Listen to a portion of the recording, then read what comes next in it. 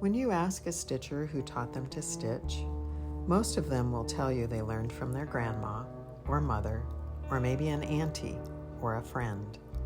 We remember a shiny black sewing machine under a bent wood case, a jar full of buttons of every size and shape, and a tin of thread in all the colors of the rainbow.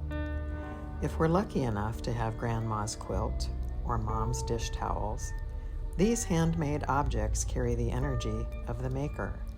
We have memories and stories through the work of their hands and of their hearts.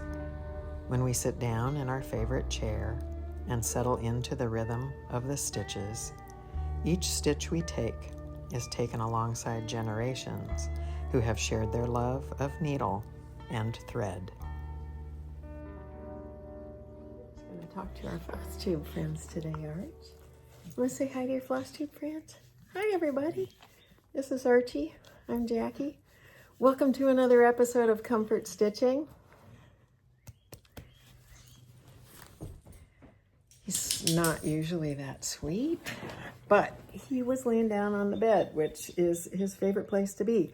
So I catch him in a relaxed state now. I kind of have a system for when I bring him out to say hi to you guys. Welcome. Welcome. It's nice to see you. Like I said, my name's Jackie. You are here on my FlossTube channel, talking all about cross stitching. The name of my channel is called Comfort Stitching, because isn't that what we're all after when we stitch? Comfort of one type or another. So, welcome, welcome, welcome. It's Saturday, May 9th, 2026, and this is episode number 32. And welcome. I'm happy to have you here today. I have had several new subscribers over the last week, so thank you very much. If you're new here, I'm happy that you're here. If you're returning, I'm also very, very happy that you're here. And if you're here because of Kathleen Littleton's latest video, she gave me a wonderful shout out. I want to welcome you. Or if you're not, like I said, I'm happy to have you here. So thank you so much. We have a practically perfect spring day here in Weston, Missouri, where I live. Little historic town, just 35 miles or so northwest of Kansas City, if you're familiar with that part of Missouri at all.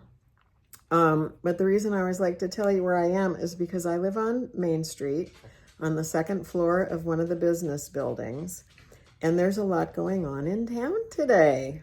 It's, first of all, Mother's Day weekend. Happy Mother's Day to all of you out there who are mothers, whether of the two-legged variety or four-legged. I consider myself a mom too. But it's graduation weekend, so tomorrow we have high school graduation happening in town. There is a Polish pottery festival.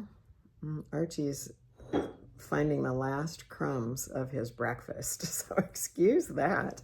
Anyway, Polish pottery festival going on in town, and that is, we have a very busy and large store here in town that sells Polish pottery, and they wholesale it too, so they have a lot of different designs of that style of pottery, if you're familiar with it. But every year they have this little one-day thing. They set up tents and booths and celebrate Polish history and food and that beautiful pottery. So there are people in town for that. There's a little craft and small business market in one of the tobacco warehouses just on less than a half a block away from me. And with it being a beautiful sunny day, there are motorcycles in town. So all that to say, you may hear a variety of ambient noises today, and also things that are designed to irritate Archie. And he takes his job as security chief very seriously. So I will apologize in advance if any of that stuff is annoying, none of which I can do anything about. So please bear with if that happens. Oh, and I forgot to mention the train. So train goes through periodically too. So anyway, a lot has been happening since I saw you last. Right after I was here last, I had a Zoom stitch gathering with Sarah of Sarah's Stitchy Spot. And oh, those are always so fun. If you have never been on a Zoom with other people stitching, first of all, I would encourage you to. Sarah does this, I think, about every 3-4 weeks. And you sign up for that in the comments on her FlossTube channel, which I will link below. Anyway, what's fun about it, not only that it's a small group and you get to meet other stitchers, but she always has a surprise floss tuber. And our surprise guest was Sean, the periwinkle stitcher. So now I have had the pleasure of meeting Sean in the past at Sampler Symposium on a couple of occasions. But she's always a delight to spend time with, as well as all of the other folks who were on the call as well. So that was a lot of fun. And then a week later, I hosted a gathering of about 26 people right here in Weston. Our first gathering, coming together, stitching together, I call it Stitch With Me, which I'm stitching with you, you're stitching with me, you're stitching with everybody else that comes. We've been doing this now for a little over a year, but this was the first gathering of 2026, and it was just so wonderful, as it always is, to see everybody and have the opportunity to stitch together in person. We gather in a space next to a retail store called Florilegium here in town. And I've talked about Florilegium many times as it's a store that's hard to describe. I would say it's a store for fiber and needlework artists, not focused on cross stitch, but the owners have materials that cross stitchers would use. So 26 people came together on the 25th of April. And as always, it's just one of the most lovely, wonderful days of building community, making friendships, renewing friendships that have been made at gatherings past. And I'm so grateful that we get to do this. And I wish more of you could come. But this time we had people from near and far. Farthest was Alabama. I kept saying Georgia when I was talking about this, but that stitcher, Danny, is from Alabama. And we had Kathy come all the way from Colorado. And then there were a couple of people down from Iowa, actually several who came from Iowa this time. We had Wisconsin represented, Nebraska represented, Kansas, and Missouri. And I think that's everybody. If I left any states out, certainly not intentionally. And I was really honored to have a few other folks from the Kansas City area who do floss tubes. We had Christine of Hollis Hands Creates, Linnie, one of the Sable Stitchers. Susan came from Wisconsin. She is Susan X Stitches on FlossTube. And then it was my extreme honor this time to also have as a guest Alma Allen, who you may all know as the designer behind Blackbird Designs. Now, she was just a guest of another person who was coming, so she just came and stitched. It was all very low-key, but truly an honor for me that all of you guys come and spend the day and take your time to just be here and make the day so lovely, just truly lovely. And not just the company, but people brought all sorts of their beautiful finish stitching items to share. We had a wonderful room where we could display things. And there were just some very inspirational things that people brought along. And I will show, as I generally do, make a video or, a photo montage that I will put at the end of this video of the day. So if you want to see those things and see who was here and so forth, I welcome you to stay.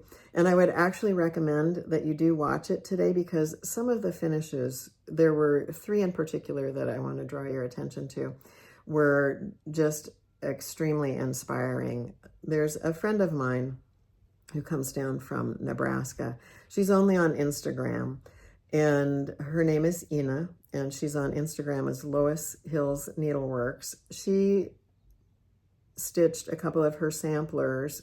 She did Martha Walmsley and AG 1857, I think is the name of it. Anyway, you all will recognize it. She made them into sofa pillows with tassel trims, velvet backing. They're beautiful, beautiful. She brought those along. And then Kathy, who came from Colorado, brought a sampler that was in the, I would say, arts and crafts style that I had never seen before. So fairly simple, a flower and everything. But when I've shown the picture of it on my Instagram page, everybody wants to know what that one is. So I'm just going to call your attention to that one. The name of the chart is Ida Nolt. So just saying that right now, getting it out there. Again, I'll put that in the show notes too, because invariably somebody's going to want to know what that one is. But there were samplers, there were animal crackers, there was the Santa nighttime stocking by Teresa Kogut. Somebody had a finish on that. Not fully finished, but a beautiful finish.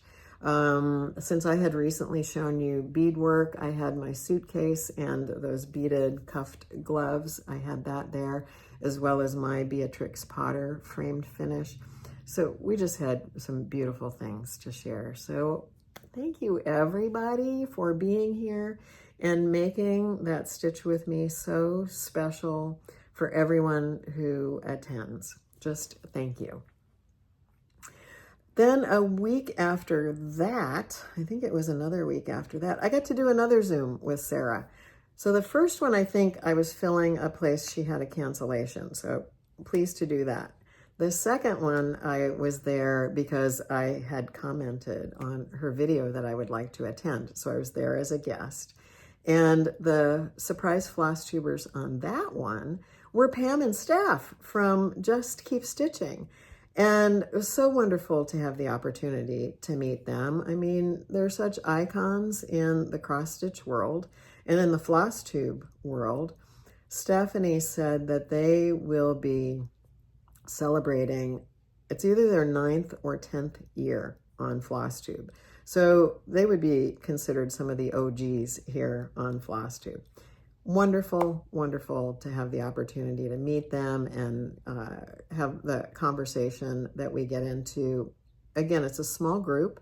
I think Sarah limits it to either 10 to 12 at the most people there. So there's an opportunity to really have some conversation, to share and show what you're stitching on if you would like to, but there's never any pressure to share if you don't want to. So just wonderful opportunities to meet other people who love doing the same thing that you do and talking about our love of cross-stitching.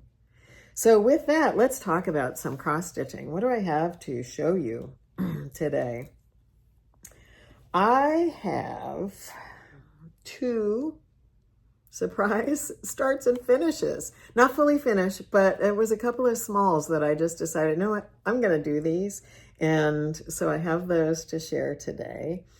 I restarted a project that I showed you last week. I got some new fabric from Color and Cotton in this teal color, which was exactly what I wanted for a project that I had already started, but I did a restart. So I've got the start of that. And then I have some progress on a couple of things that I've shown you before, one of which is a Quaker sampler, Hannah Whitaker, that we've been talking about and trying to learn more about who she may have been. So I do have what I think is some exciting updates about that. So I hope you will stick around and let's talk some stitching. So I'm just looking at my notes here. I want to be sure I have told you everything. Yes, I have, before we get into the stitching. So I'm going to pull this down. I have been filling in my book of days.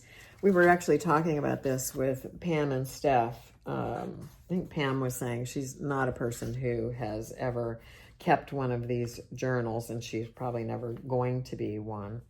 And some of you may remember this is my first time doing a book of days. I am keeping up with it, although I'm not putting probably as much information into it as some people do.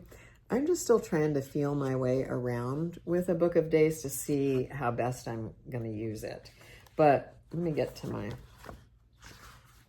And I have not, because I've been doing so much genealogical research, I have not been stitching every day. But I know I didn't show you last time my April crossed out days are days that I did not stitch for one reason or another. Like I was filming, or I was prepping, or I had a visitor stitch day.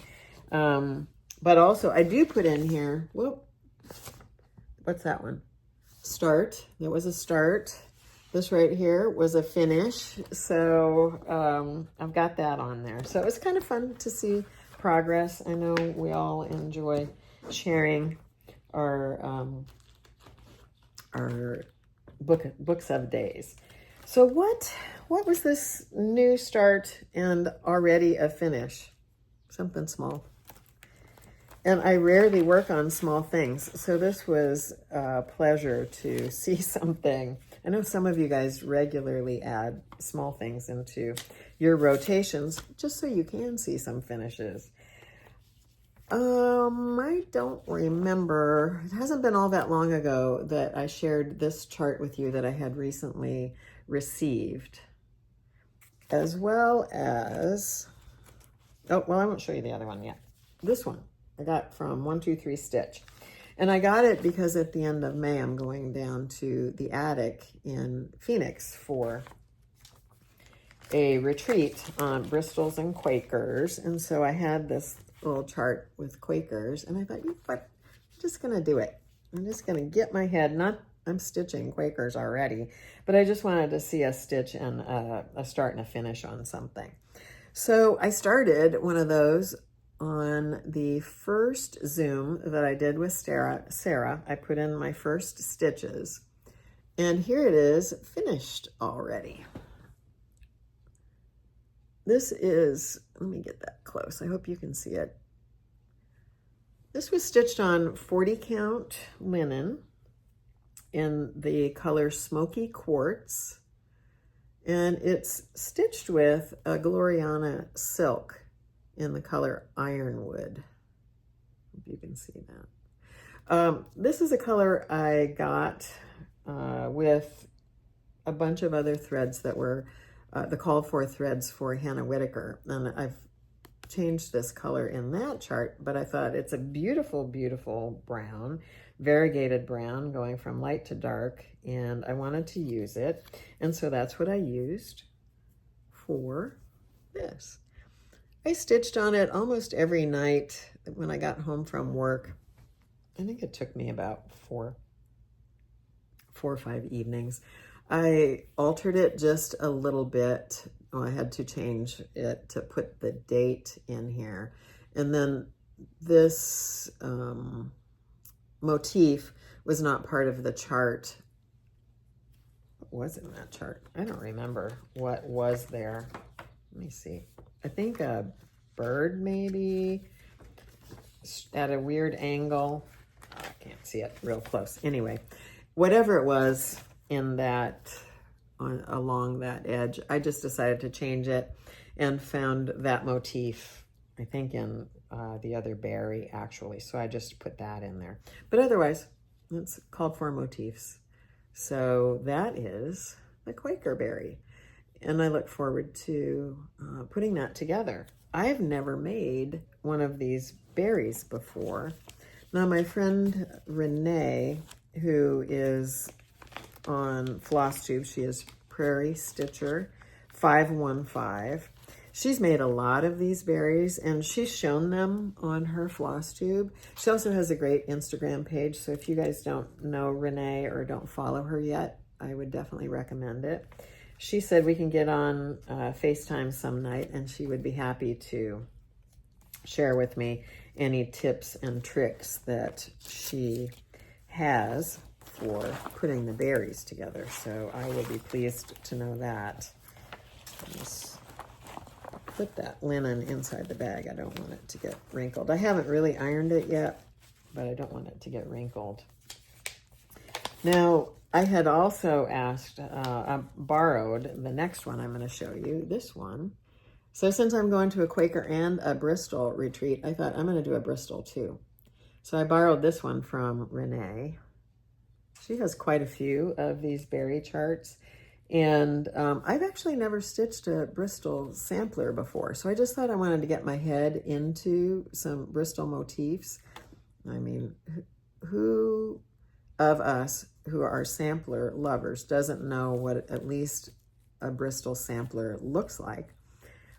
They're almost always red, full of borders, little motifs, corner, decorative corner elements and that kind of thing. So I just wanted to stitch a Bristol. And I started that one on at the same time that I did Sarah's second Zoom. And there that one is finished. So this one is also on 40 count linen. This one was a little fat 8 piece of linen that I got from my friend Marie at Swan Bay Samplers, and it's the color Pemberley. It has a very slight peachy cast to it in real life. It's ivory peach. And then for this one, I used an NPI red that I had a few strands of, 504. It was a really good red, I think, for Bristols. And these both are 1 floss thread over 2 linen threads. So I will tell you, these berries, generally the recommended size of linen is 36 count. This one is 37. I do have a couple of pieces of 36 count linen, but I'm so used to stitching on 40 count and 46, sometimes 56, that 36, I'm sorry, it just looked, it looked too big. And I wasn't comfortable with it. Plus, that is a count of linen where, depending on your preference of how you like your stitches to look, you either have to use 2 threads, or you may use 1. I'm more comfortable using 1 floss thread. But I also like my stitches to look plump. And when I was stitching with 1 strand of the silk on 36 count, I wasn't pleased, I wasn't happy with the way my stitches looked. So I just thought, it doesn't matter, Jackie, what count you stitch on. What matters is that you're happy with what you're doing. So I just pulled out some 40 count.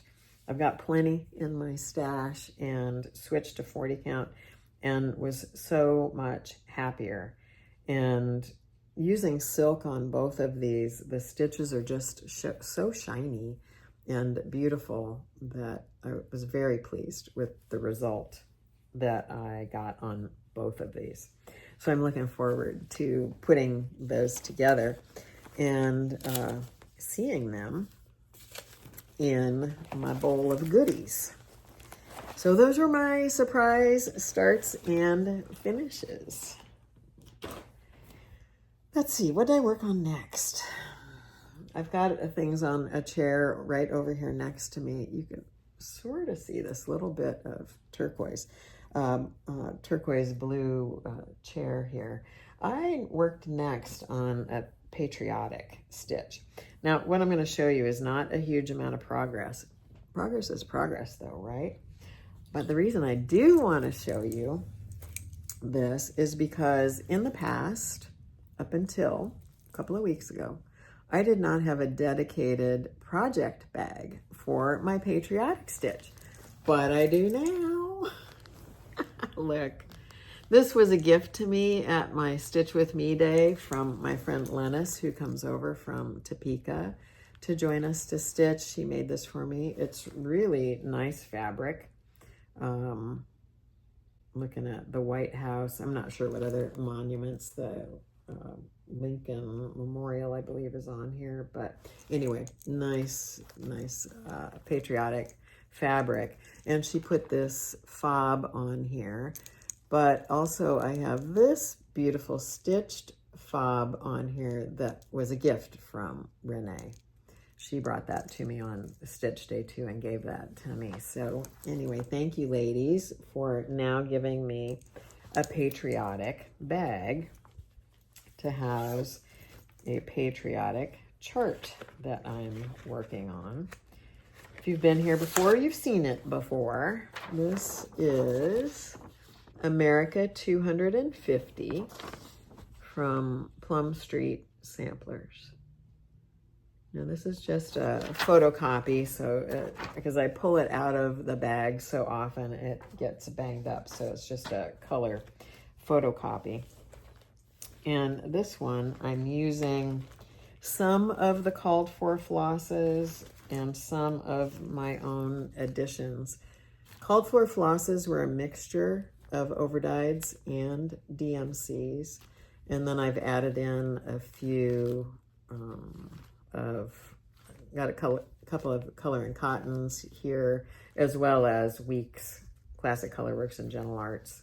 I do have an NPI white that I'm using for some of the white, so that's my mixture of floss. They're getting a little bit tangled up from being in and out of that bag so frequently. But a beautiful kind of more primitive, I would say, red, white, and blue with some olivey greens and browns in there. So here's my America 250.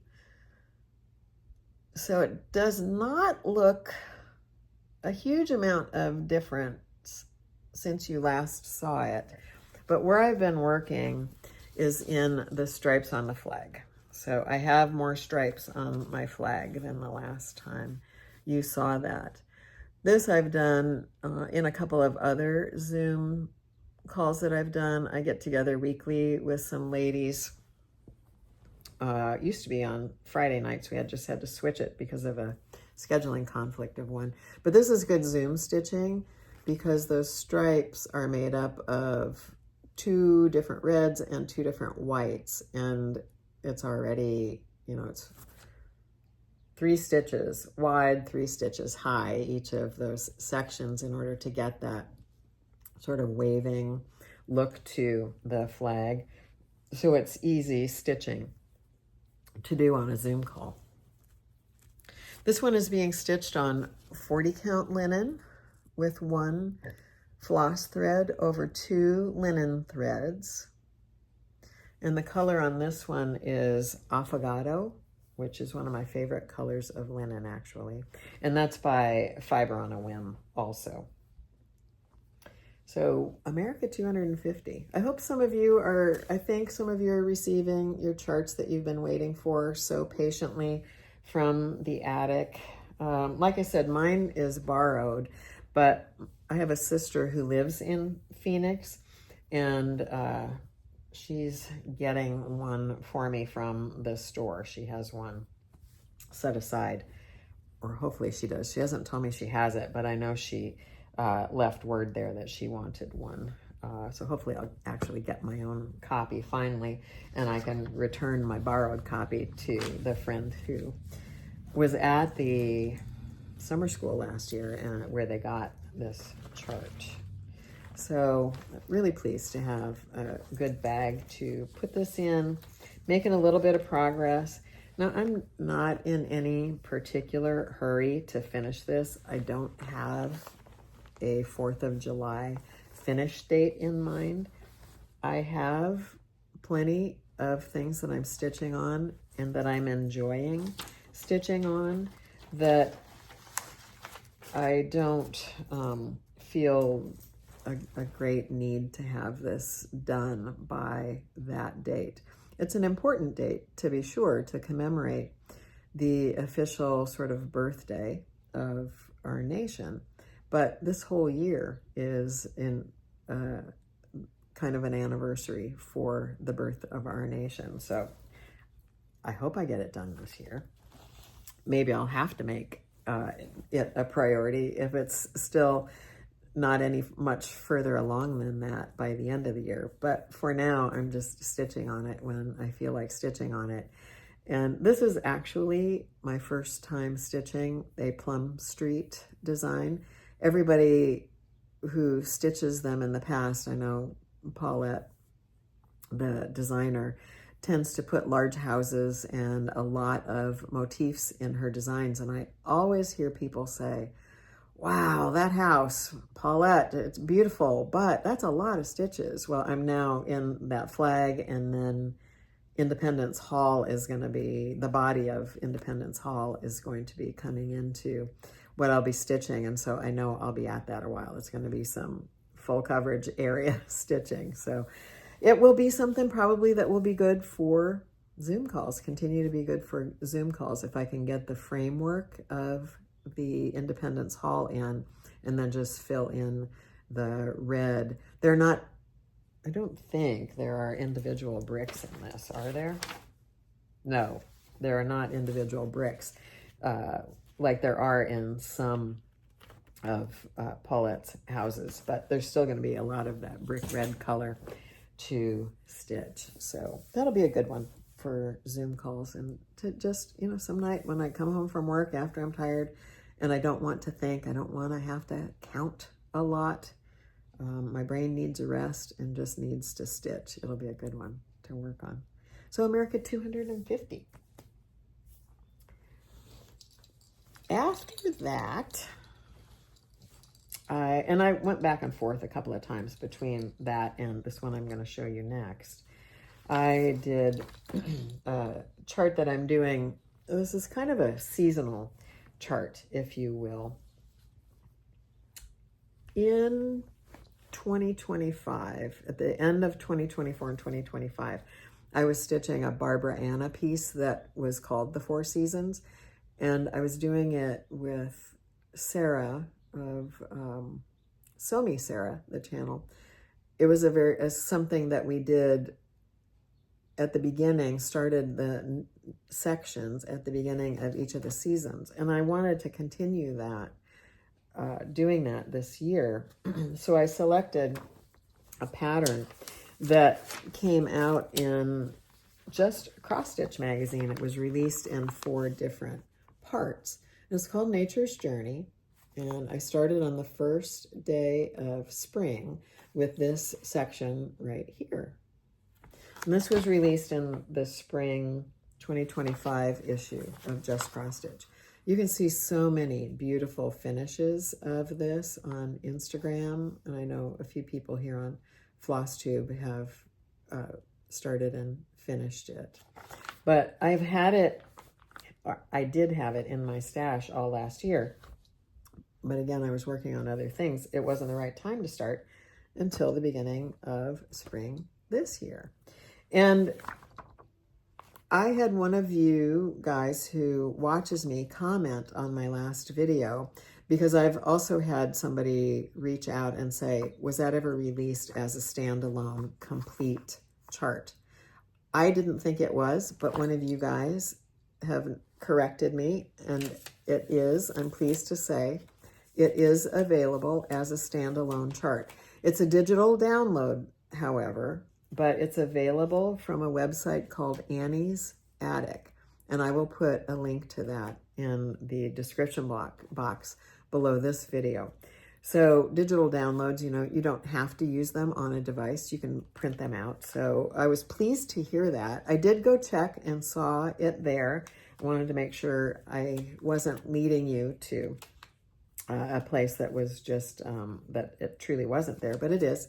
And it's just a little over $14 US if you want to get that. So wonderful to know that that complete chart is available so you don't have to find back issues. However, Annie's Attic, I think, is where I've gotten back issues of just cross stitch in the past. So if you're looking for something, you can find it there. So I will show you, first of all, let me get the beautiful flosses out. This is charted in all DMC.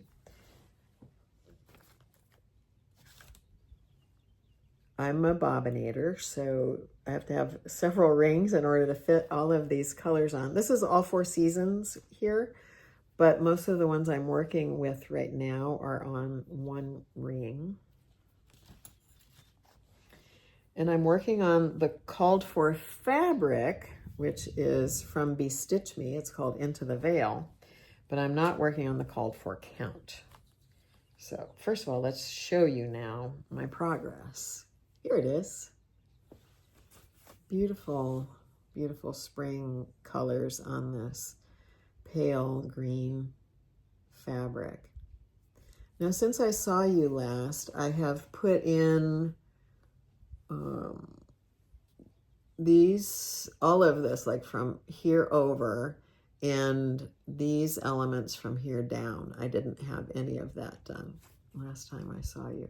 And I was really looking forward to getting another color in there besides just pink and more pink and bright lime green and brown. So adding a different shade of brown, the blues in, and I love these little mushrooms that are in there. Just a nice soft browns added in. So that's my Nature's Journey. This, I said, was not on the called for size. I'm working on 46 count linen here.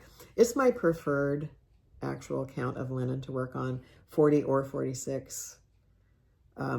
One of the things that's interesting that I've noticed now that I'm working on 46 a lot, I don't think I noticed it as much on 40 count. I'm sure it's true, but the way this linen feels is different than some other dyers. This is my first time working with a Be Stitch Me linen, and I'm not saying anything to complain. There's just something about it, and maybe it's because it's such a light color.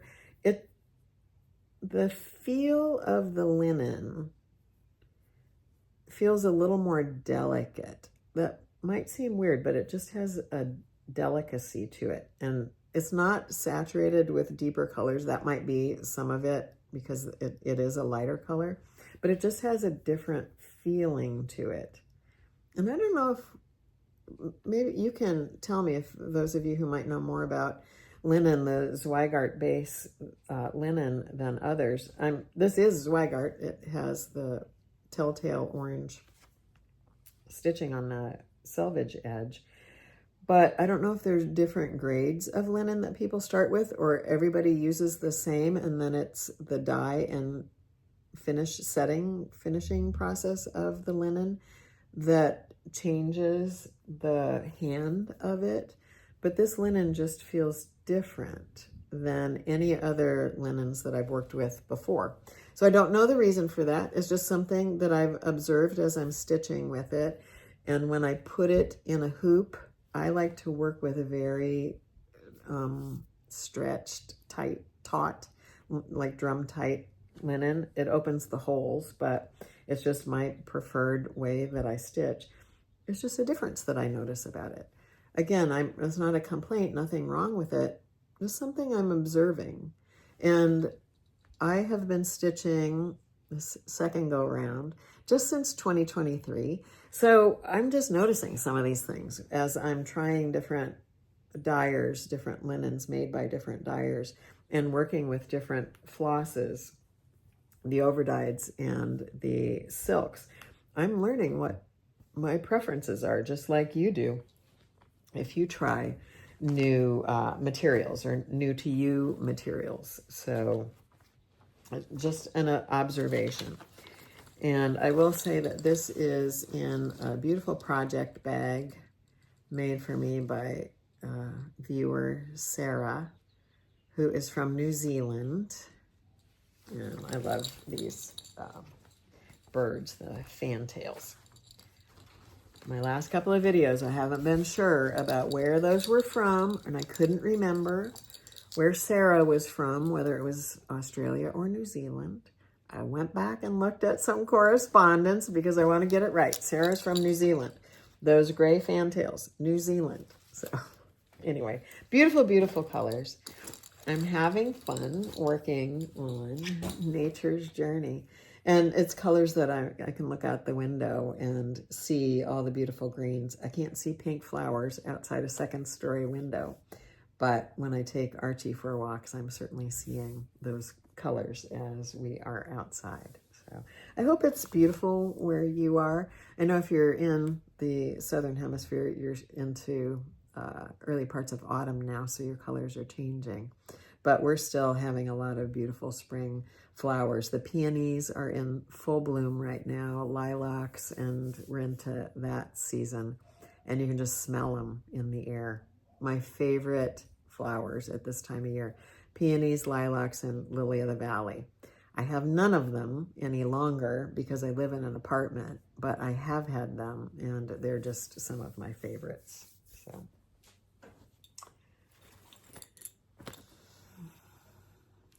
This is the restart. New Start, Restart. I have a project bag by Patchwork and Paw Print. She makes a British bag maker.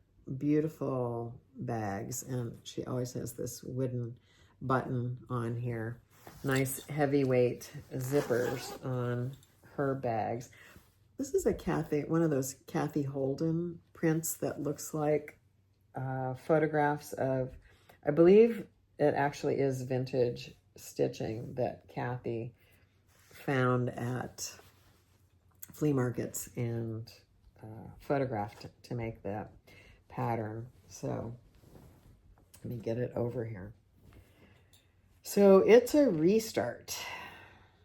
First of all, what's the chart? It's called the Green Bean Sampler by Shakespeare's Peddler. This one right here. Because down there at the bottom was a basket full of green beans. And it has Psalm 23 on it, the Lord, or part of Psalm 23 on there. I'm doing this one in honor of both my mom and my grandma for a couple of reasons. The green beans always were in the garden, and that was Grandma's favorite verse. Anyway, Green Bean Sampler. I had shown you, I had started it right here. This is where I had gotten to. This is a linen called Dusk, I believe, from Roxy Floss Co. I had always envisioned this sampler on a teal fabric, and this is as close as I could get to teal. I was happy with it until this fabric arrived in my mailbox from Color and Cotton. This was part of a special dye that they did, limited edition dye lot that they did, and they called this one Kingfisher. And when I saw this, I thought, but that's the color that I always intended for the green beans to be on. And so I did a restart. And so like I said, this is where I started. Let me show you. I just was able to work on it a couple of nights since I've seen you last. So here's my restart. And I'm really happy with how this is looking. So I don't have any of the real colorful stuff in here yet. As you can see, just an early start here. And I've already had to make a couple of tweaks to some of the colors, which I'm not mad about or anything. I don't have a problem changing colors. In fact, I've changed some of them in order to even do the first version that I showed you. I'll get my flosses out here. Here's what I've got. And this is 40 count. linen. I restarted it just on May 3rd, so it hasn't been that long. Combination of overdyed floss and DMCs. I believe the conversion on this, or the called for colors on this, is either overdyed or DMC. But when I'm pulling threads for a sampler, I will pull the overdyeds if I have them, and I have a pretty good selection of most. I also have a pretty comprehensive collection of DMC. I don't think I have a master set yet, but I've got many of them. And then I kind of compare and contrast. What do I like about the overdyeds? What do I like about the DMCs? Do the floss toss? How do they look on my linen? And then go from there whether or not I need to make changes. And on this one I did have to, in some of them. Plus, also here, up here, there's some flowers. They're a little hard to see, but they're light blue. I have changed those to be lavender. The shape of those flowers, while not being violets, they have kind of a violet-y quality to them, to my eye. And I liked the lavender color that I pulled, which is this French lilac from Gentle Art. I liked that more than the called for blue, which I can't remember what it was. Old Money, maybe? So it was kind of a blue-green. But in its place, I am going to use a blue in it. In its place, I'm going to use this Frosted Spruce. Pretty much what I'm doing is just swapping. Where the purple was, I'm putting blue, and where the blue was, I'm switching to purple. So both colors will still be in there, keeping the same general tone that was called for on this, and on a teal rather than a deep dark green. That was the called for linen, was colonial green from, is that X Jude Designs, I think. I did have a piece, but what I had was nearly black, and it just wasn't what I was looking for. So teal was almost always it for me for this. When I saw the chart, I saw teal. So anyway, green bean sampler. Glad to have that going. It's a lot of counting, and I'm going to tell you when, I was talking about the way that Be Stitch Me linen felt, and it's very different from this Color and Cotton linen. This is 40 count, but it's very tightly woven. And again, I don't know if that's because of the dye process, or again, it's a Zweigart linen. The orange is there.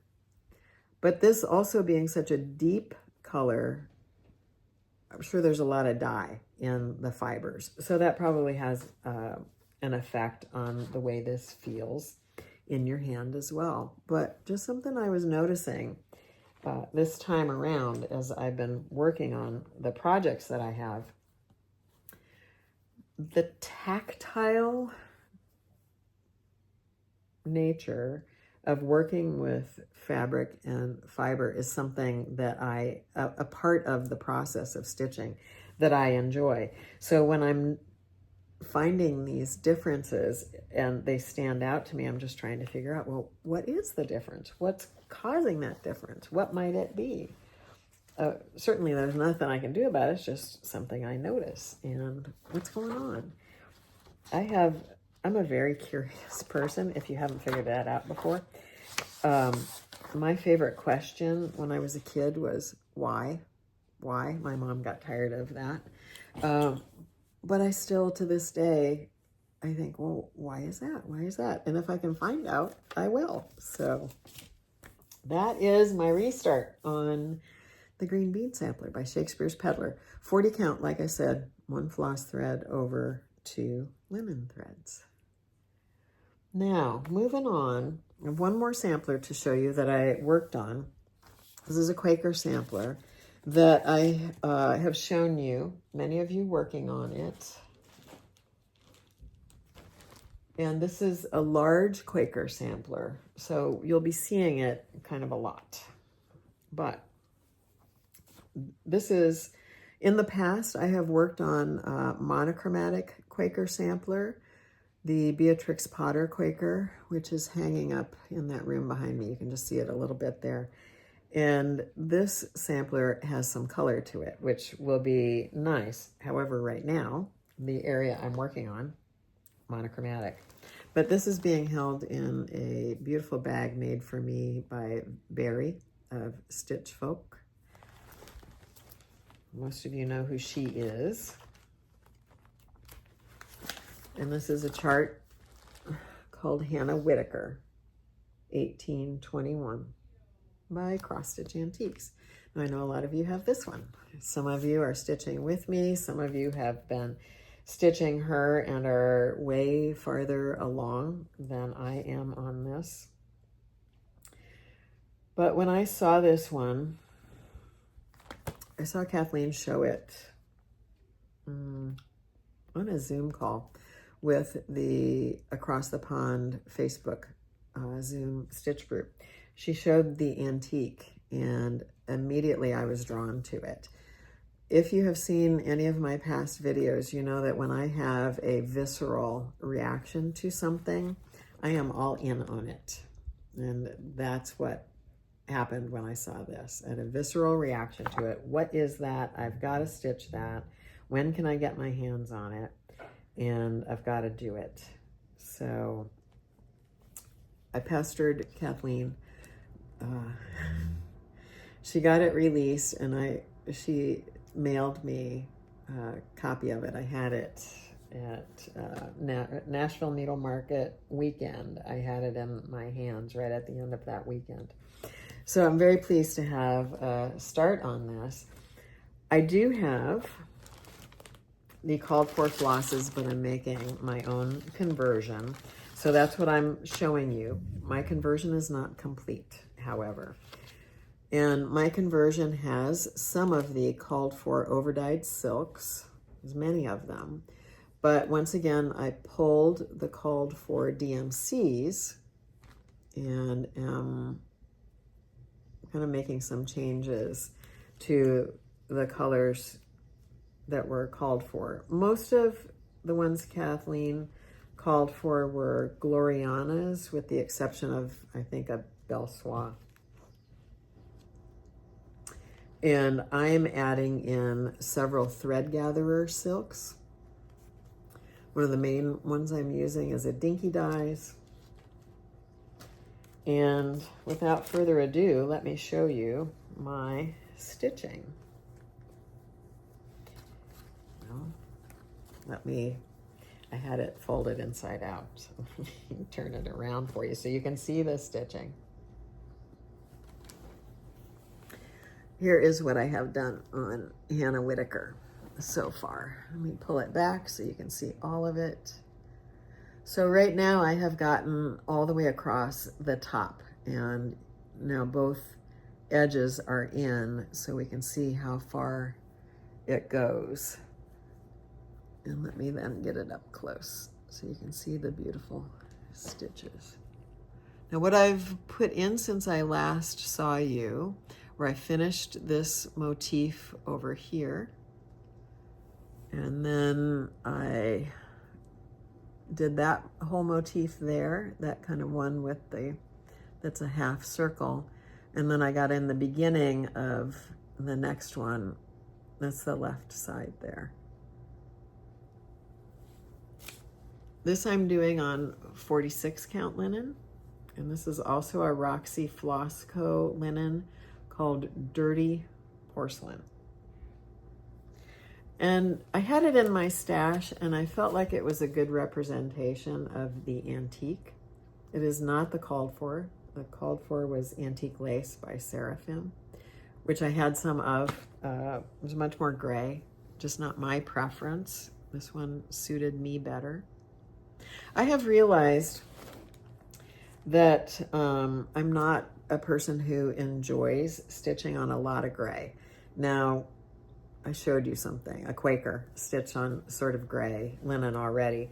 That one has some green cast to it, so that kind of changes its view to me. but I'm just not a lover of gray.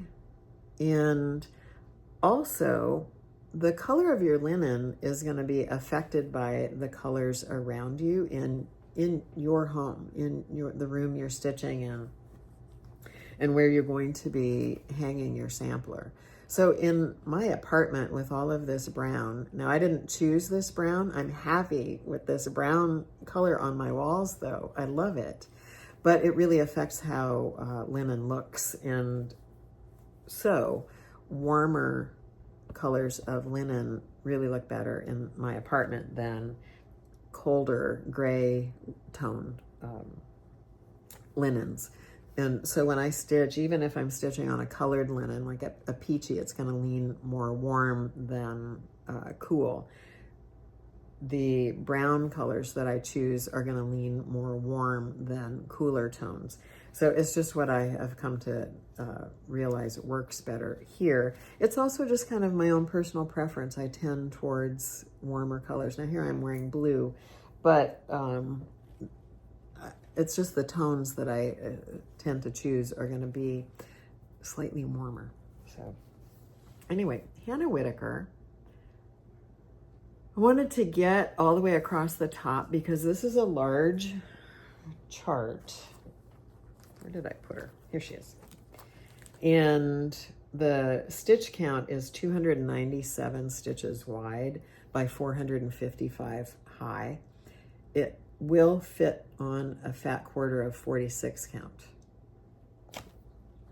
So I wanted to make sure I got all the way across so I knew what my margins were going to look like.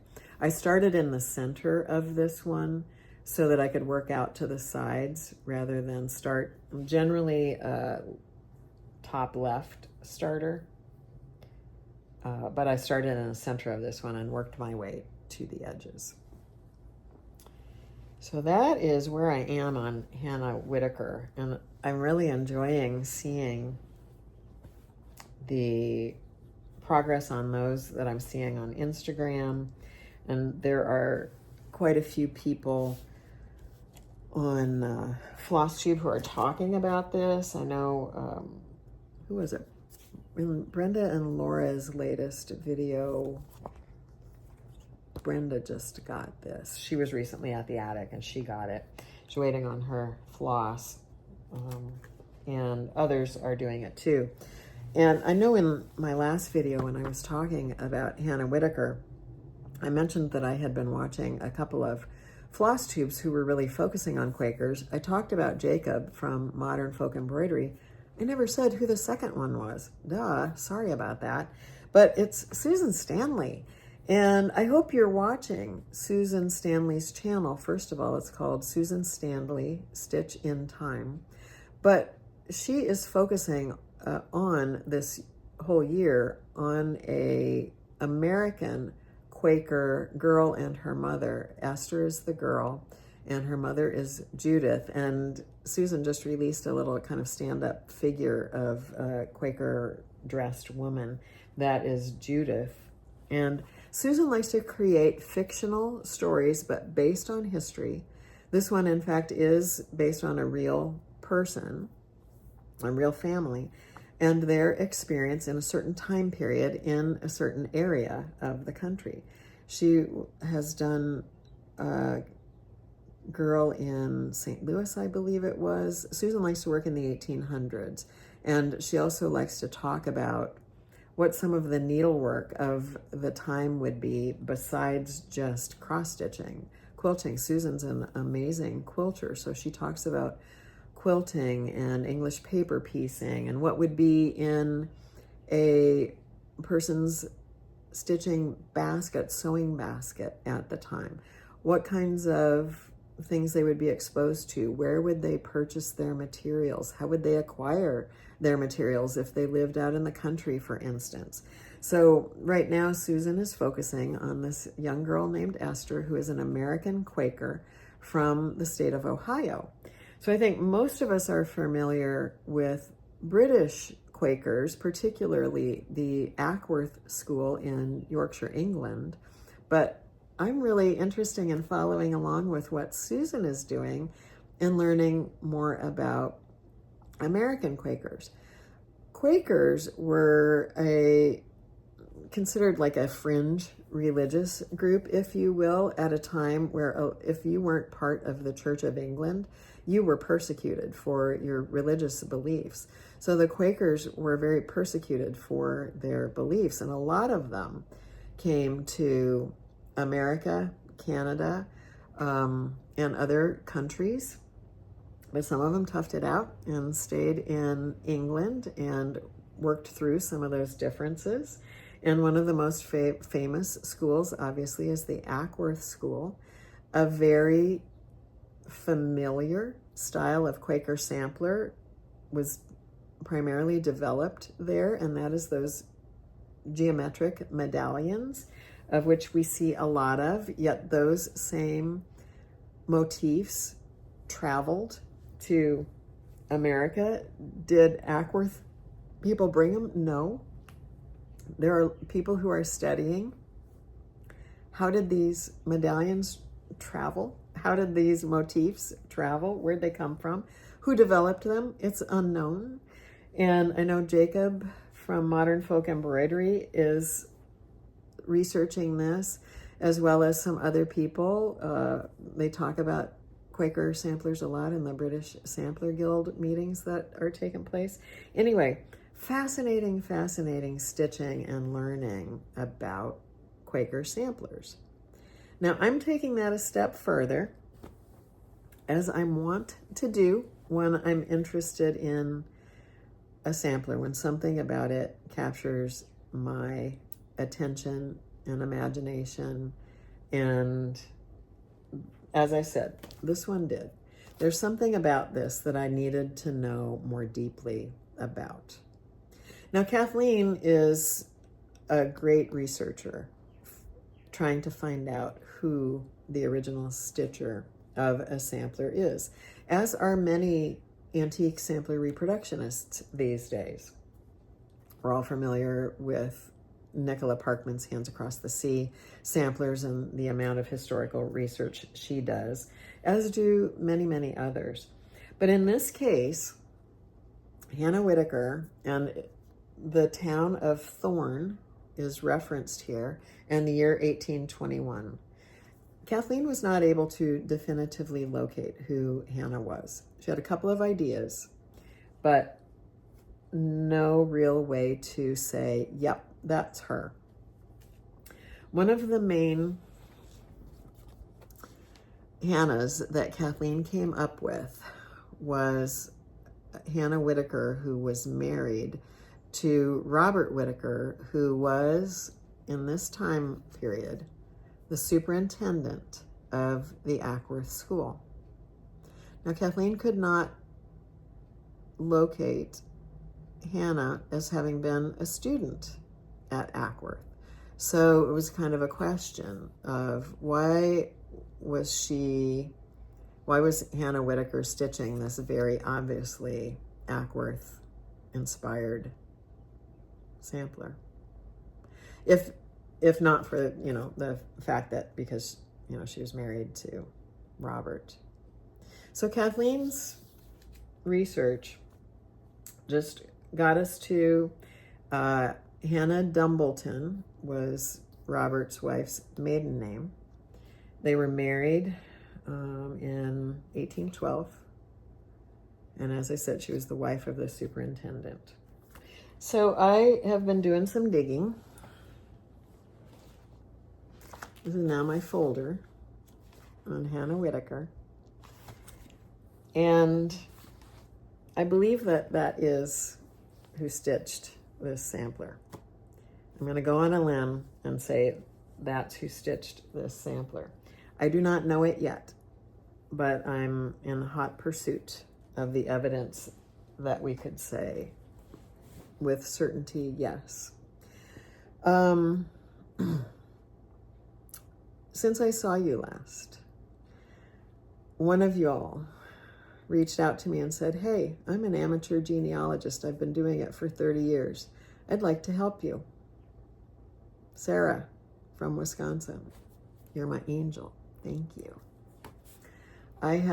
Sarah from Wisconsin has been doing so much research and providing me with links and books and has found some things for me, which I will share. I have also been in touch with and am getting information from a woman named Celia, who right now is the archivist for the Ackworth School. We think we have found Hannah. And maybe Hannah Whitaker did not go to, or was not in the student rolls of Ackworth School, but Hannah Dumbleton was. That information was given to me by Celia, the archivist. And when I got that, I was talking to my friend Ray Niles. I said, it's like looking for a needle in a haystack. And not only did we find the needle, but we found a gold needle. I was so excited when I got that information from Celia. So let me read you what she tells me. Just briefly, this is a printed out email from her. I have managed, because I was giving her, when I reached out to her the first time to introduce myself and what I was looking for, I gave her some citations for information that I already had. And she said, I've already found a good deal about Hannah Dumbleton already, but she's going to supplement what I already know. Incidentally, our records use two spellings of her surname, Dumbleton, spelled Dumbleton, and Dumbledon with a D-O-N instead of the T. But they are the same person. In their records, they are the same person. Hannah was a pupil at Ackworth from the 26th of November, 1783, until the 2nd of December, 1784. She was the daughter of John and Esther from Dudley in the Midlands. Now, I had found that. We'd found birth records and knew. Actually, no, at that time I did not have the birth record. I do now. But from her marriage announcement with Robert, we knew her parents were John and Esther Dumbleton from a town of Dudley that was in the Midlands. Hannah was born on the 12th of June in 1772. Now, Kathleen had found that information. Hannah's sister Esther, born on the 31st of October, 1775, was also a pupil at Ackworth from the 4th of August, 1786, until the 6th of September of 1788. So Hannah was a student for 1 year, Esther for 2. Hannah became a nurse at the school in 1797 until 1799, when she became the housekeeper with a capital H. She married Robert Whitaker in 1812 and continued her duties as housekeeper until 1833, when unfortunately she passed away. Esther also worked as the school nurse from 1800 to 1801. So she may have taken over from her sister Hannah, because they married Hannah was elevated to the position of housekeeper in 1799. Then Esther became the nurse in 1800. So very close date proximity there. So there was another school nurse named Mary Dumbledon with a D from 1808 to 28, but they have not been able to establish if that person was related to Hannah and Esther. She was much older than the two sisters, and she died in service in 1828 at the age of 59. And there was a fever epidemic that hit the school in 1828, and that's what caused the death of that Mary Dumbleton. Now, not to be confused with another Mary Dumbleton, Dumbleton. There was a Mary Whitaker, who was the daughter of Robert and Hannah. They had a daughter named Mary. So I have not learned anything yet other than the birth date of Mary. So that's another rabbit hole I could go down. I'm really curious to learn what happened to her.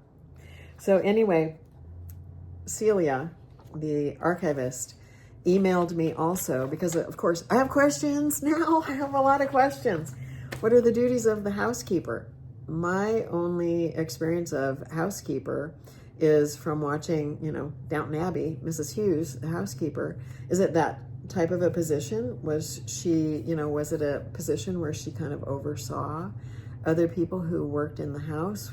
Was she just the maid dusting around? What is a housekeeper at Ackworth School? So Celia sent me the handwritten job description of the housekeeper as well as the nurse, since Hannah had both roles.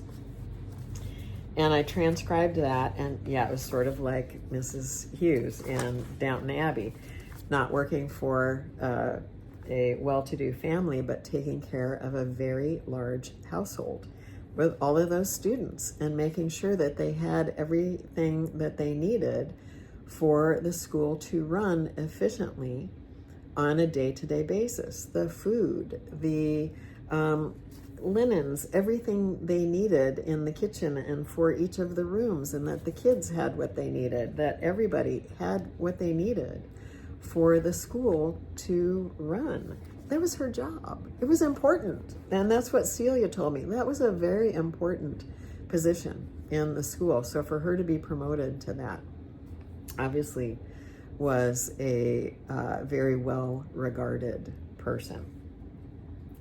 So I thought I had in my notes here. Here it is. So this was, I'll just read you a couple of things. The housekeeper, the job description was first that she be mistress of the female students and superintend the household affairs until it may be thought proper to separate the offices of mistress and housekeeper, which apparently they were the same for a while and then weren't. She took care of the furniture, the household linen, the stores, and deliver a list of things that they needed to order to the superintendent. So she was regularly talking with, going to meetings with, conversing with the superintendent, Robert, before she ever married him. So they had a close relationship because they were both in charge of making sure that school worked well. Then, she had care of the provisions, needing a list for market, ordering the market. She had to go to take care of ordering, the meats and everything they needed. Rise early in the morning, see that the servants fulfill their daily duties, all those things. And I thought this was funny that she be particularly careful that no waste or plunder be committed in her department, and that the strictest economy be observed by every part of the family under her care.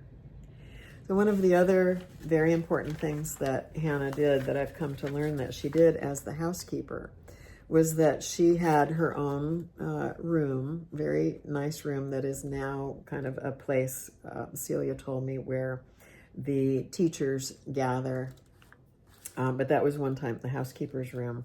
And Hannah received the new students who were coming in, who made sure that they were warm, that her fire was constantly going, brought them in, clothed them, made sure that they had dry clothing, made sure that they had a good meal if they were just coming in after having traveled a long way. Many of the students at Ackworth were being sent there to stay there. Some of them were orphans. Some of them just came for school during the day, more local children. But it was Hannah's job to receive these children in and make sure that they were well cared for and sought to and taken to their rooms. As the nurse, she would have attended to them when they were sick, that they had everything they needed as far as medicine or porridge, whatever they needed. Sometimes she would have to sleep in the nursery and sit up with them as occasions required, and would also have to show the house to anyone who was visiting. So as Celia said, it was a very important position that she had. And then when she married Robert, she was elevated to the wife of the headmaster, the superintendent. That was a job, one and the same thing. She was elevated to that position. They were like, what Celia told me was like the parents for those children who needed that kind of guidance and care. And as well, she kept her duties as housekeeper, even being married to Robert. So she was a very busy woman and helped take care of that, as well as Robert did. Everything that I have read about him, which I've got more on him, both of them were well-respected people. And in a time when Robert took over as superintendent, apparently some things needed to be changed. He had a lot of things that he had to like figure out, do better.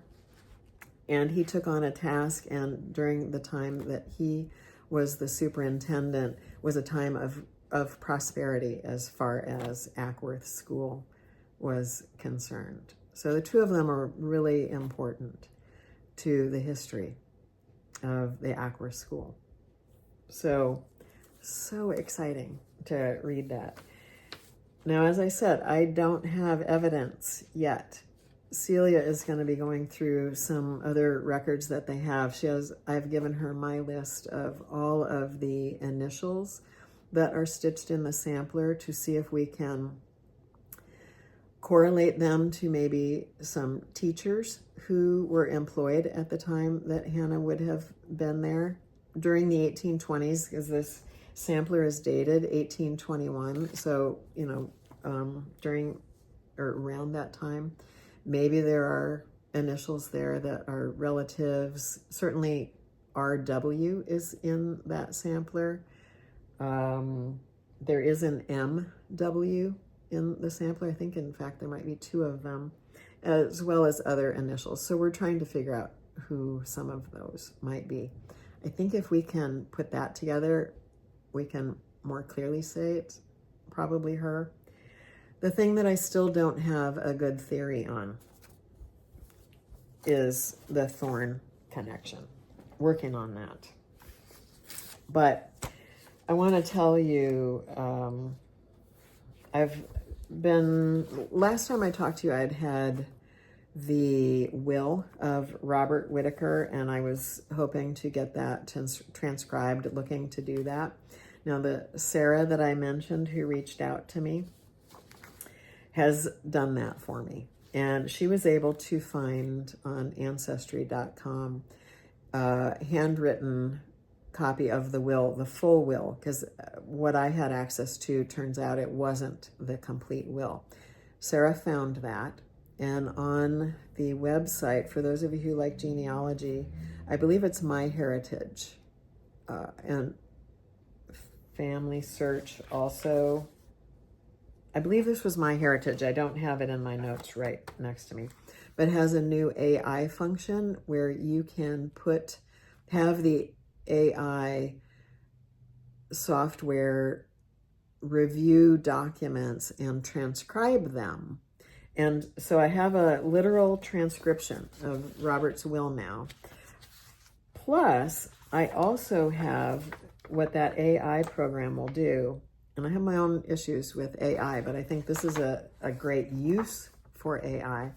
What it did besides, the literal transcription of the will was kind of analyze it, putting it in historical context, pulling out names, which is what I was looking for. Who's named in here? Can I cross-reference them with any of the initials on that sampler? Who are these people? What is their relation to Robert? We do see his daughter Mary mentioned in this will a couple of times.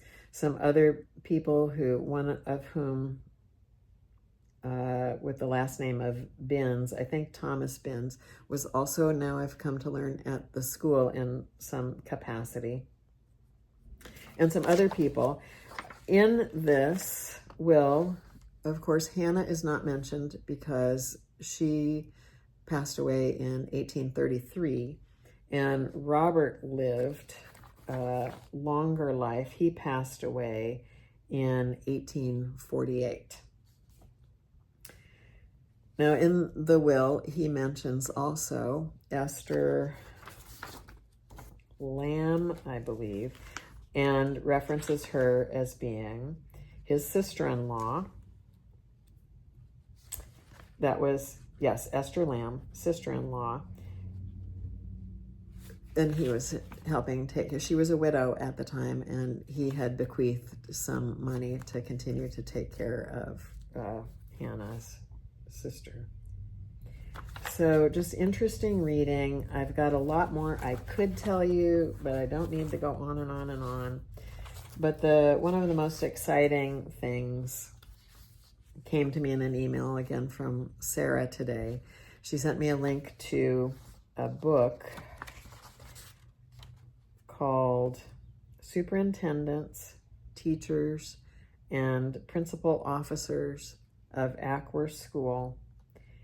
And one of the first things you see when you open the PDF of that book is this gentleman.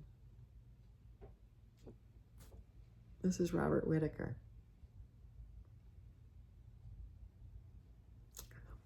I'm tearing up now as I'm showing this to you, as I did when I opened that and saw him for the first time, because I've been reading about these people. And you're reading about somebody, you know, in the past, you have an idea of who they are. You're reading about how much they meant to the institution of Ackworth School. I mean, his obituary is lengthy and full of accolades and how many people he affected. And you kind of have an idea of maybe who they are, but they're ephemeral. They're not real. And it was a time pre-photography. So when I got to see that, he just became real.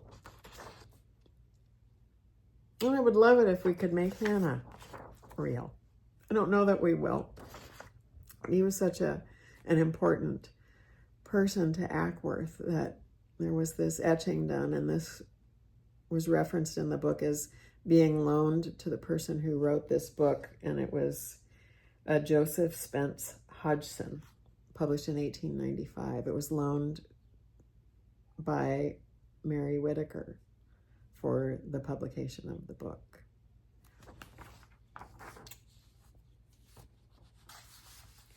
So there's just a little a paragraph in this book about Robert and other superintendents and teachers. I haven't been through it yet. I might be able to locate on my own some teachers' initials that go with that sampler. I worked this morning, so I couldn't really dig into it. Now I'm here talking to you guys. I can't dig into it yet, but I want to read to you. Robert Whitaker, superintendent. In 1809, his salary was 105 pounds. In 1830, it was 150. In 1829, it went up to 200 pounds. He entered service in 1796 at Ackworth as a bookkeeper and assistant teacher in the school, and lived outside of the school at that time. In 1805, on taking the office of superintendent, he came with his wife, Mary. He was married before to Mary. He came with his wife to reside in the school. Upon his second marriage in 1812 to Hannah Dumbledon, the committee awarded 100 guineas to himself and wife. In quotation marks, he was remarkable for his devotion to the duties of his post and for the admirable spirit which he infused into his subordinates and the harmony which his influence produced in all sections of the officers and family. In 1832, Hannah Whitaker died of the cholera when at Welshpool in Wales. And after this, Robert Whitaker never recovered his mental or bodily vigor. He retired into private life in 1834 and died in the 8th month, 1848, aged 82 years. At the general meeting of 1838, a handsome chronometer clock in a mahogany case was presented to him as a tribute of esteem, gratitude, and affection by 340 young men who were educated at Ackworth during his superintendency.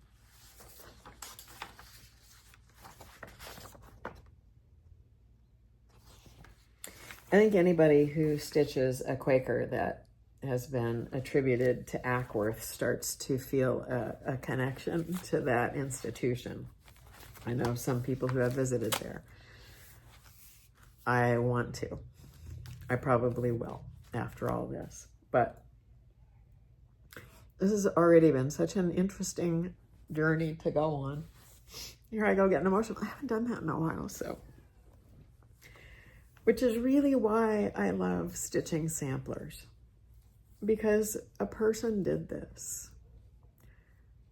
Hannah is in, not my stitches, but Hannah is in here. And for me, when I stitch a sampler, I start to connect with that person, to feel that person. And it makes me want to know who they were. What was their life like? What went on? And in this case, Ackworth School, we can know more about. Hannah Dumbledon was a student there. So Kathleen speculated, if she wasn't a student there, Hannah Whitaker, Kathleen hadn't found that, I don't think, or I think she'd have referenced it. Kathleen was wondering, why was this in an Ackworth style if she wasn't there, or only Robert's wife? Well, she was a student there, so she would have learned needlework there. She was an accomplished needleworker.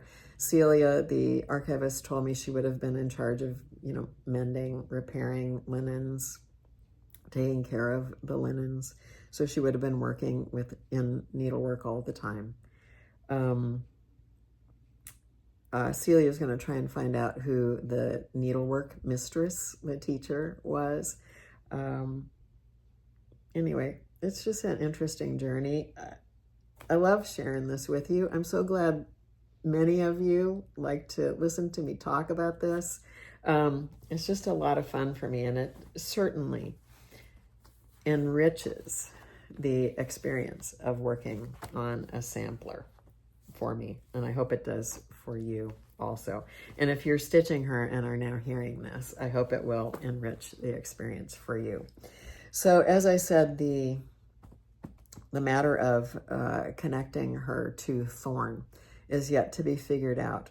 And I was thinking about this. I was like, if we see Thorn, the name, that's a town, a little over 20 miles from Ackworth. I think we assume that the person who stitched it lived there. What if she didn't? What if it was just a place that meant something to her? Kathleen's research found that Robert's father had some land there. My friend Sarah in Wisconsin is looking into trying to find out if there was a dwelling there also. Maybe Hannah and Robert went there if they ever had any free time. I had the Googles figure out how long would it take to get from Ackworth to Thorn with horses, and like with a horse and carriage. You could, Google estimated how fast does a horse trot, and how long would it take to cover that amount of mileage, and between 3 and 4 hours. So it was a place that, yeah, you could go and get there in half a day. Maybe they had time off sometimes from school. Maybe they went to Thorn. Maybe they loved Thorn. And there was something about it that Hannah felt connected to. Maybe that's why she put the name Thorn on that sampler. Certainly they, had a happy and loving marriage from everything I've read. They probably planned what they were going to do when they were no longer so in involved with the school, retired even. Maybe they wanted to live in Thorne, and maybe that's why she put it there. I don't know. But I know that at times, like I was thinking about my Beatrix Potter Quaker right there. It doesn't have a town on it. I might have, considered putting the name of West in there. There wasn't a place for it necessarily. But actually, I was thinking, I started that sampler when I was with the friends whose initials are in that. I started that in a special vacation weekend place that they owned, that I spent a lot of time at, in a little town named Arrow Rock, Missouri. I could have easily have put Arrow Rock on there. Somebody seeing that sampler after I'm gone would then probably assume that I was from Arrow Rock. They would never find me there. No records of me there. But making the assumption that I was from there just simply because I stitched it into the sampler. So I just started thinking, maybe Hannah never got to live there, but she loved it. I don't know. We'll see. Yet to be revealed, if at all. But I'm having fun looking up who Hannah might have been and sharing all of that with you. So I hope that has been interesting for you. Certainly has been for me. And again, I want to say thank you to Sarah, who has been doing so much work for me. And I've been combing through the books and things that she's been sending me, looking for the entries that correlate to Robert or Hannah or anything that I can find that references them.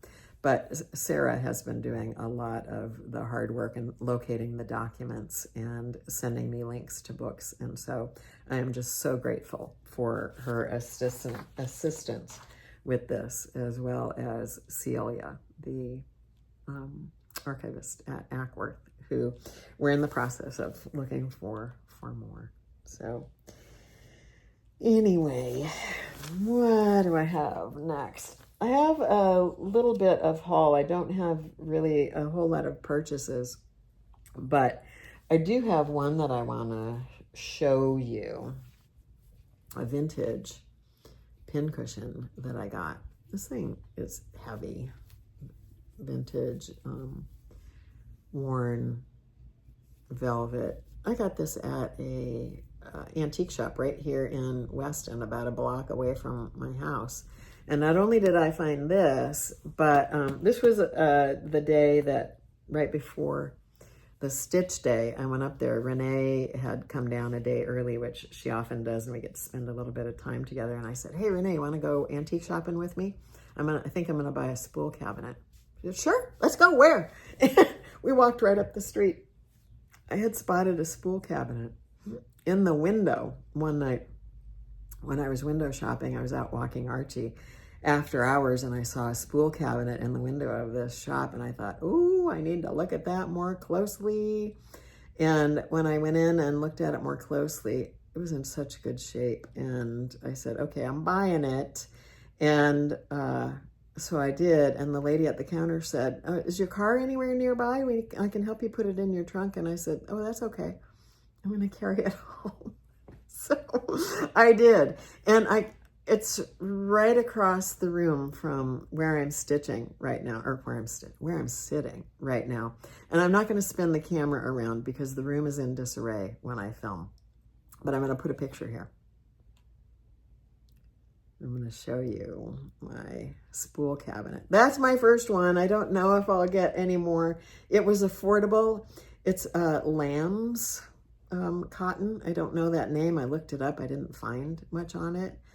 But it's from the early 1800s in its original condition. It doesn't smell like it just came out of somebody's attic or basement. The drawers were clean. I mean, it's in fantastic condition. So it's sitting in here in my kind of living dining room.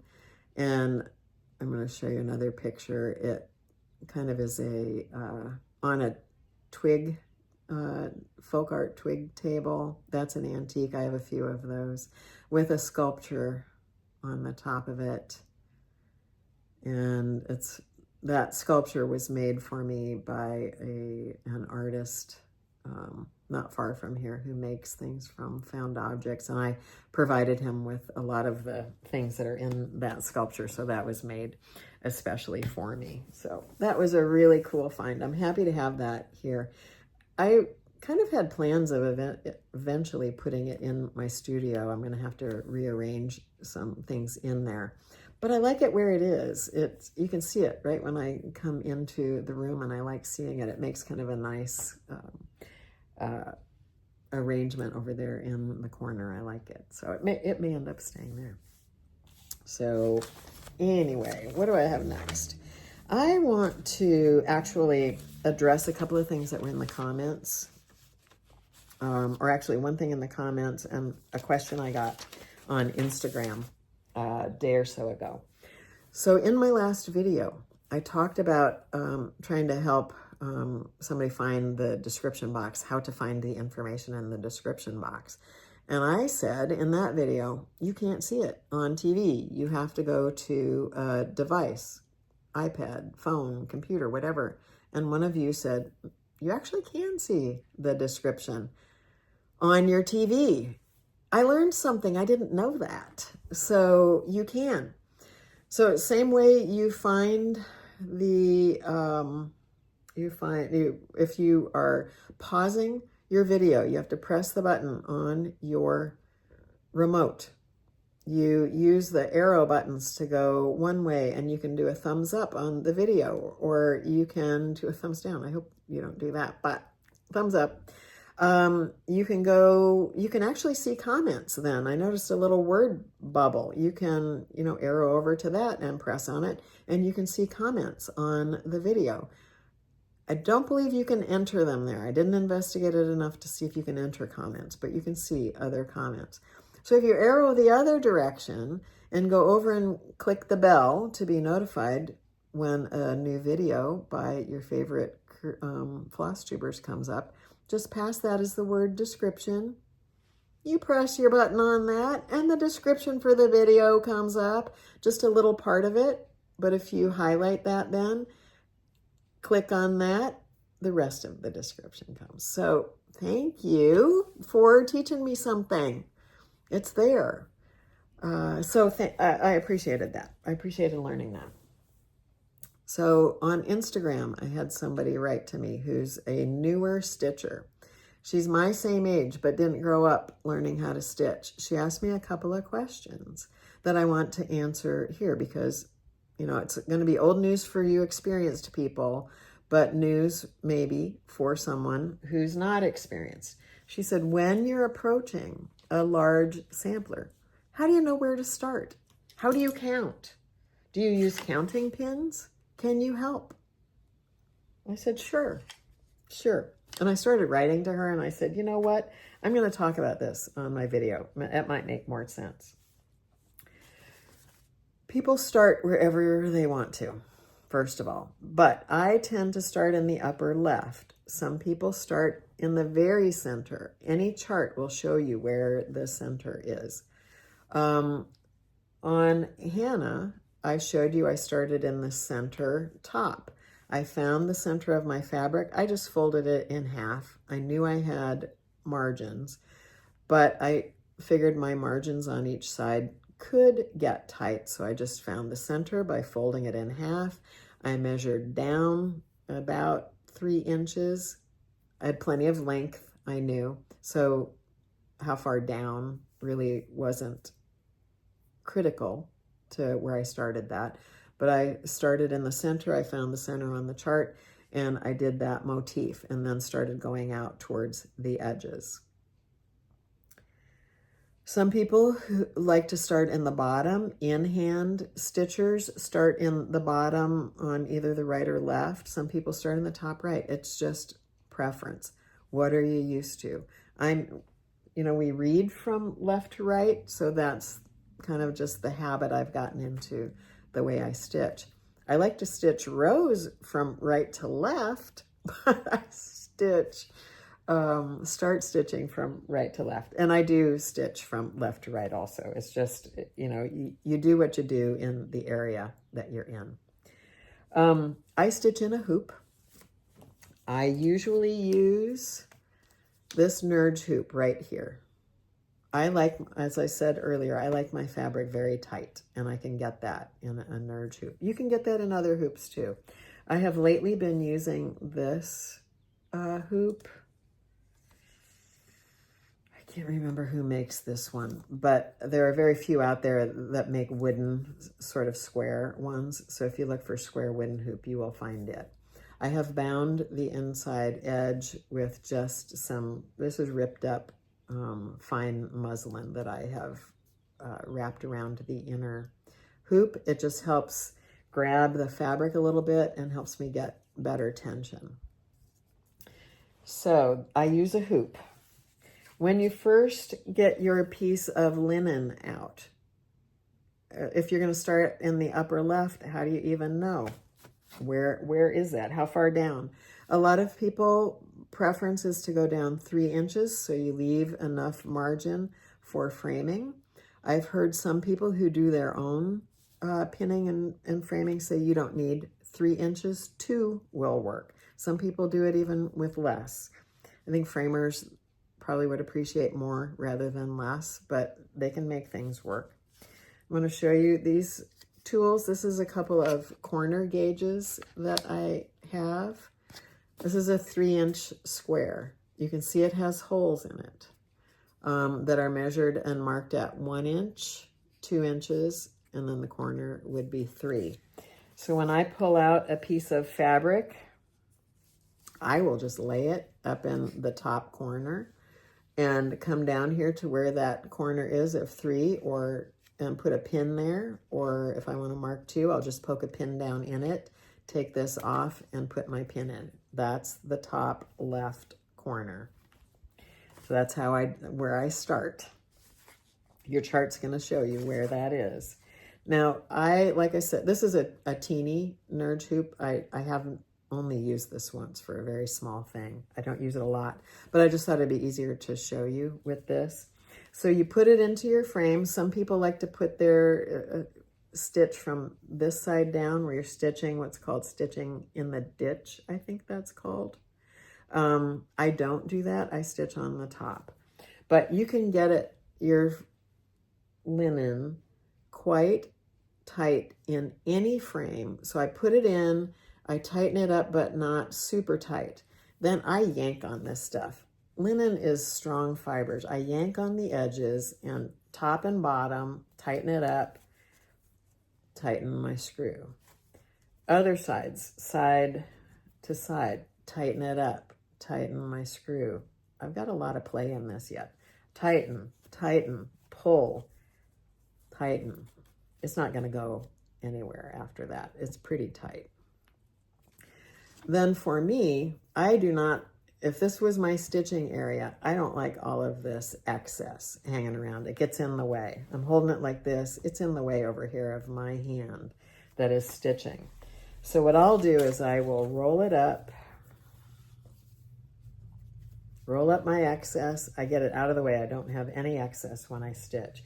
This side is going to kind of tuck underneath that screw. And I use a variety of tools to hold that rolled up fabric. If I've got a good sized roll, I use hair clips. These are just goody hair clips. Clip it on there. It's going to hold that. Now I've got all this. What am I going to do about all this? I do not like it there. I use quilt clips, these large size quilt clips. So I'll fold down the edge. I want it out of the way. Fold it down,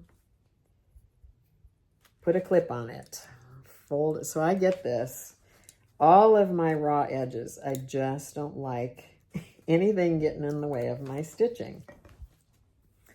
And it just kind of, my hand knocks into it, my threads have to work around it. So then I've got something that looks like this. Well, this is still loose. I might still have stuff that I can't put a clip around.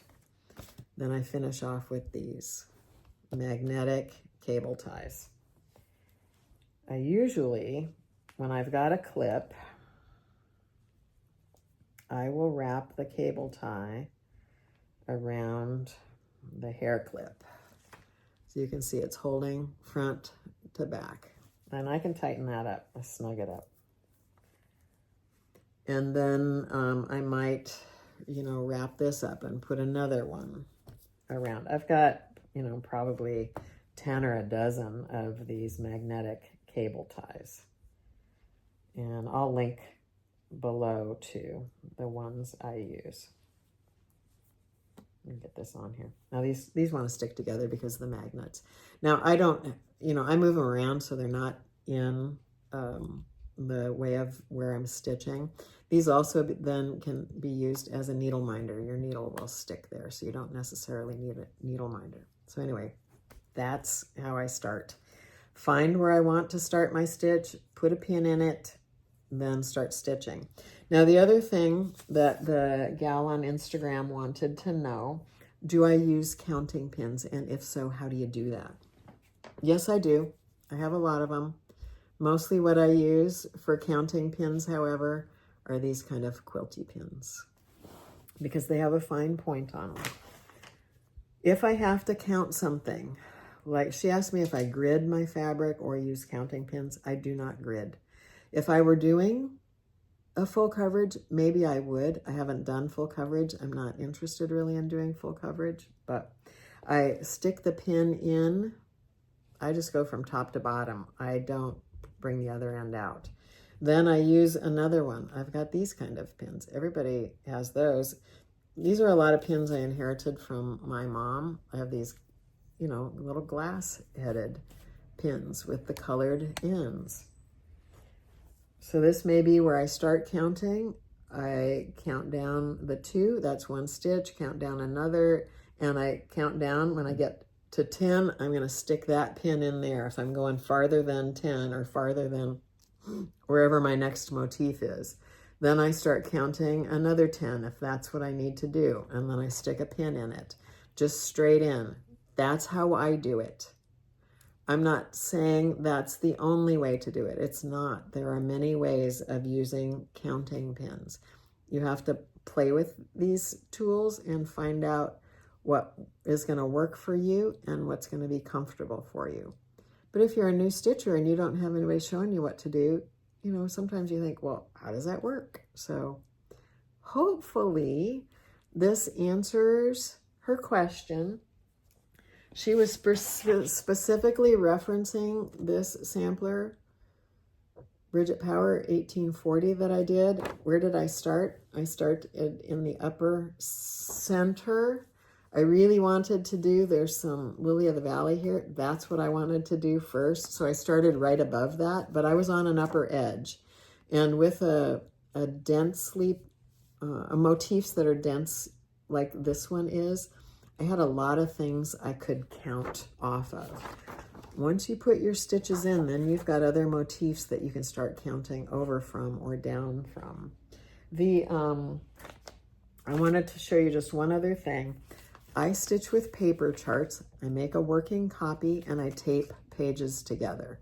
I don't ever stitch one page, then the next page. I don't want to stitch just part of a motif. If it goes over to the next page, I want to stitch the whole motif. So I tape pages together. I use highlighters. Now I'm going to show you just part of this chart here, just briefly, to help inform this stitcher. So this is an area that I just did. I had to count over. So I was, I had this one done. I was starting here. It was over and down quite a few stitches. So I did use my counting pins to count that. I marked on my chart how many stitches, 10, 5, counted them. And then I counted and recounted. Then also you can see I drew lines on here. So once I got the first few stitches in here of these motifs, was I lining up with where I needed to line up with the motif above and kind of to the side of it? That's how I do it. And I go back, and it's not to say I don't make mistakes. I do. I've gotten off threads on this one a few times already on Hannah. So you live and you learn, but counting pins, we have a lot of beautiful ones. I don't use these necessarily for counting. They're more for decoration. And it's only because they tend to be a little heftier pin.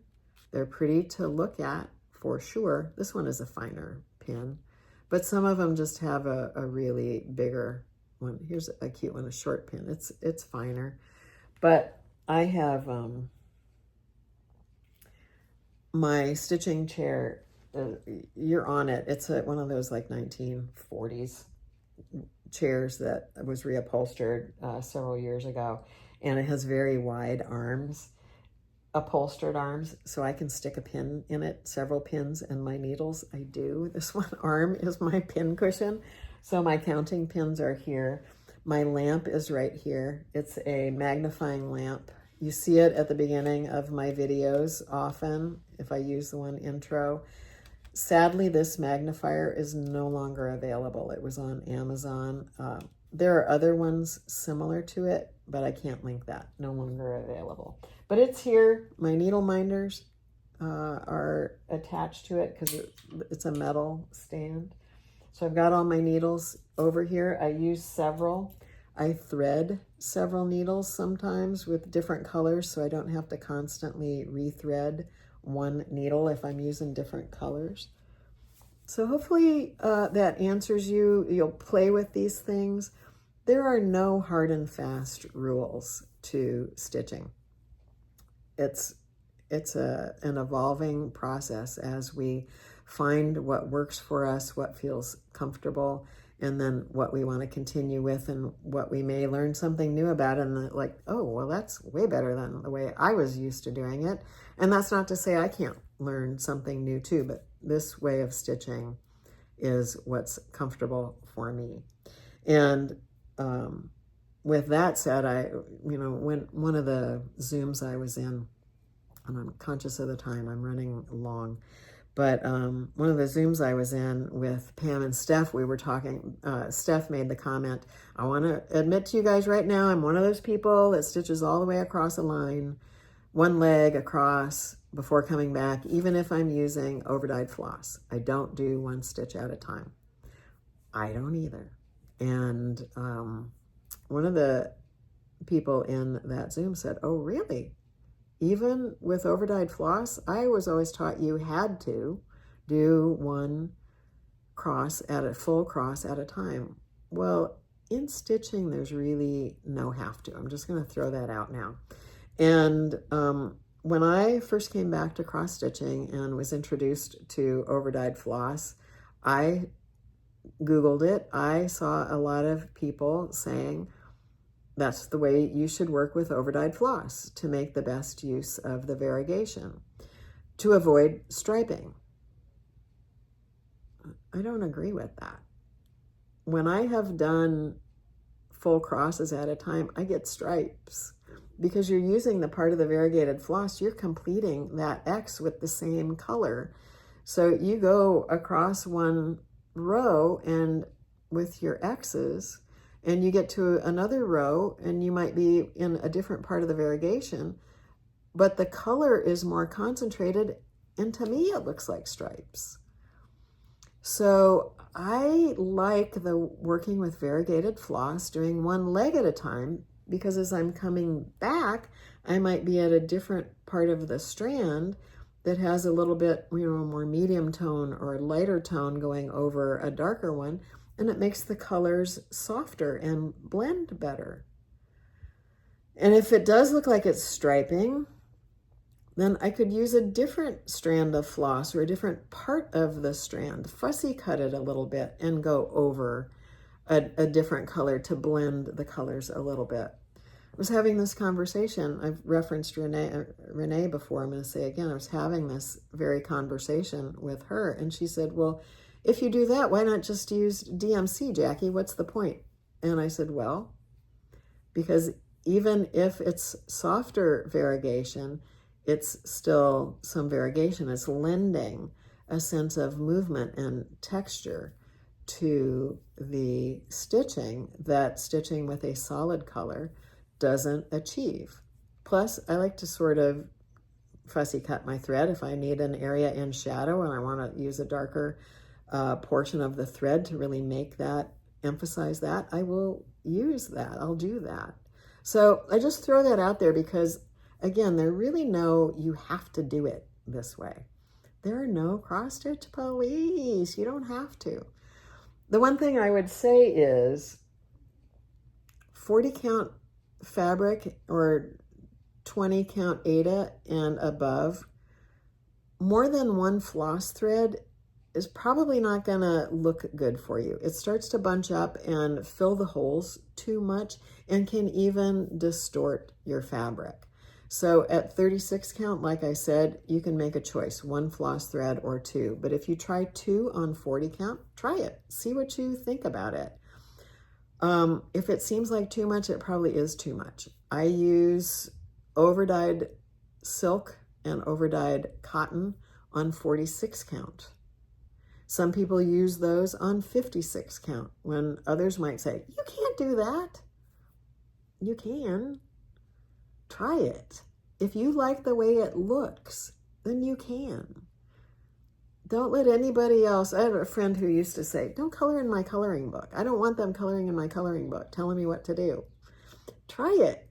See if you like it and what works for you. So I do have some other things I could show you today, but I don't need to. I got some wonderful, wonderful gifts at the Stitch Day. And thank you guys. I don't want to show all of that. I would leave somebody out. I know I would, and I don't want to do that. Thank you guys. You were so generous. I did get some stitchy kindness this week. I want to thank the person who sent the book through Amazon, the Diane Schiffer book. Mamie, thank you. I had my friend Gwen, who was at the Stitch Day, give me a book. Thank you. As I said, I got the bag. My friend Ina, Lois Hills Needleworks, and she brought a couple of project bags for me to use as giveaways in the future. Another gal, Kathy, the one who came from Colorado, brought me some charts that I can give away in future. You guys are just so generous. I thank you so much, really. So I want to again encourage you to go watch Susan Stanley's channel. With regard to stitching with overdyed floss, I want to bring your attention to Audrey from Stitch Stitch Bead. She does a series that she calls Stitch With Me, where she's teaching and, you know, working on some different techniques, maybe sharing how to do some specialty stitches. I think she's going to have a new one about French knots, but she recently experimented stitching with overdyed floss. If you did one cross at a time, it looks this way. If you do it one leg at a time, it looks this way. She put both ways on her same fabric, side to side. She stitched with a very highly variegated floss, one not so variegated, and just compared and contrasted how that looked, so that, you know, you had an example of it and you decide what works for you. So plans I have, obviously, as I said, I'm going to be going to the attic at the end of the month. I'm so excited for that. Vicki Janet posted an antique Quaker sampler in her collection, which she said, unfortunately, she's not going to chart because there are several out there that are similar, but it was cool to see that. And she's going to be presenting, as are others. Very excited. And the Bristols, of course, I'm interested in that. But with my current interest being so involved with Quakers, that's going to be what I'm really into. Renee, in her last video, said she wants to start Clovis. I said, hey, I have Clovis. Let's stitch her together. So I pulled Clovis out because Renee said, kit her up. You never know when I'll say, today, let's start. So I have the threads. It's not all of them here, but these are ones that I did not have. So I got them. I got it. Got plenty of stash of linen to work on her. So that's all I have to share with you today, other than the montage of photos from the Stitch With Me day. So I hope you'll sit and watch them. Be inspired. Thank you, everybody. It is always my pleasure, truly it is, to be here with you and get to share my passion for this hobby with you and my little niche part of it with the historic samplers and getting to share, you know, a little bit of teaching. How do I do this? And it's just my way. It's not the highway. So, thank you truly for being here and for all you share with me in the comments and when I get to meet you in person. I hope I'll be seeing some of you in Phoenix in the next few weeks at the end of the month. I'll come back to you after I get back from the attic, so it'll be about a week later than usual, but I'll be back at the beginning of June. And until then, thank you ever so much. I appreciate you. Namaste.